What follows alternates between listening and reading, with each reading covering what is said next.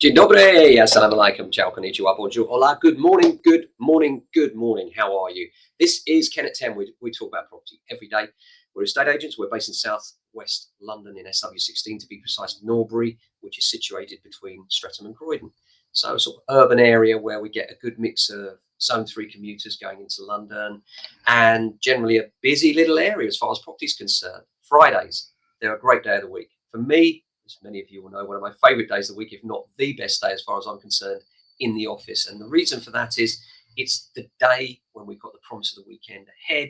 It's the end of the week where everybody feels like they're heading towards break time.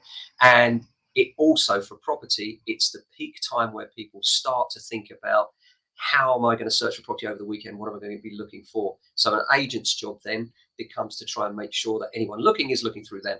And that's our job today. We do what we call the ring round, where we ring everybody in the price ranges and say, look, we've got this house. Why aren't you looking at it? To make sure if they're out looking, they're looking at our stock and not our competitors.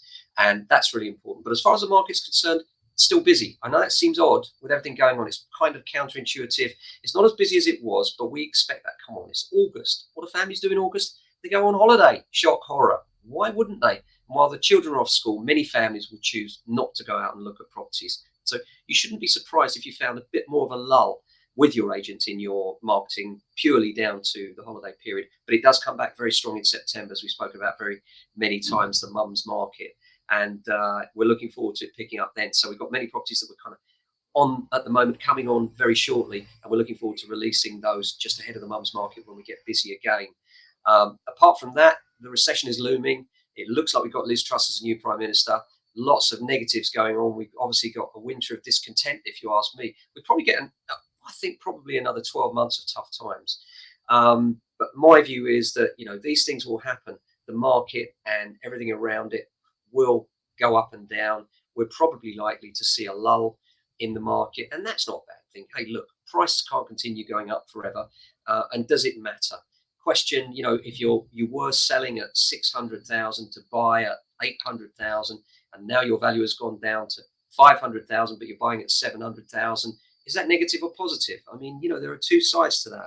So unless you're coming out of the market completely, which is not the case for most of us, what are we doing? Well, actually, we're buying and we're selling. And if you're buying, let's say in London, and you're selling in Bristol at the same price, then actually the move is actually neutral. Provided your mortgage is low enough that you can afford the move, then there's no reason why you shouldn't do it, regardless of the market. Look, if the market in Bristol where you live is 600,000, you can buy something where you want to be in London at 600,000, but the market goes down by 100,000, bang, it's the same, isn't it? Provided you can afford that move.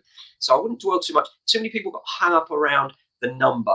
My house has got to reach X because I want Y. A couple of things on that. First of all, think about it this way. Nobody really, really cares what you want. What they care about is how your property compares with everything else they've seen. So you need to be competitive. As much as some agents will tell you, just ask whatever you like, and people will go, oh, you've got a house, I'll take it. They won't, because people are astute. They'll know what the last house is sold for, and they'll know how you compare with what's currently available. And the only question they will ask themselves is, how does this house compare with the other 10 I've seen? And they will have seen another 10. They may not be exactly where they want to be because the market is slower and there's not as many houses coming to market. And by the way, I expect that to continue through the winter. A lot of people now are worried, they're scared, and understandably so, with everything going up around. And what us Brits are very, very good at doing when we're not sure is nothing at all. So I think we'll see a lot of people sitting on their hands, and this will lead to a shortage in supply, which will underpin prices. So I don't see prices rocketing through the roof, but I don't see them falling off a cliff either, because I think there'll still be sufficient demand, especially here in London, where we've always got strong demand anyway, because there are always people moving to London in order to commute in. And yes, commuting is still a thing. People are still going to work, believe it or not. Next week, we're going to do a podcast with lessons learned, and I'm going to go through some of the things that I've learned over the last 30 years in property with you. We're going to do that on the podcast, and I'm going to be recording that. I was going to do it today, but we've got scaffolding up on the building today. We're putting a new roof on the shop here, and so it's a little bit noisy around, as you might have noticed. So apart from that, the weather here in SW16 is kind of overcast, a little bit cloudy, but quite pleasant. It's quite a relief from the intense heat we've had at the sunshine over the last few weeks, and we haven't had many of the flash floods that we've seen elsewhere in London, though. It's been fairly quiet here on the Western Front, or the Southwest 16 front, as far as the weather's concerned. So hopefully we'll get a good drenching and that will cool things down a little bit. So looking forward to the weekend. As always, if you think you're making that move, not sure whether the timing is right for you, always give us a call through. Happy to chat that through with you, see if things can work out for you. Always happy to help you and guide you through the maze of trying to find, not just selling, because selling is what we do, of course, but also for our clients, we spend a lot of time with them trying to help them locate the correct location and the correct property in the correct spot for them, and little tips and hints and tricks around doing that. Because most important thing for you if you're selling is actually you want to fall a little bit out of love with the house you're living in, which you probably love. Because by the way, the most common comment I get from valuations, and I do several every week, is I wish I could take my house, pick it up and move it to where I want to be.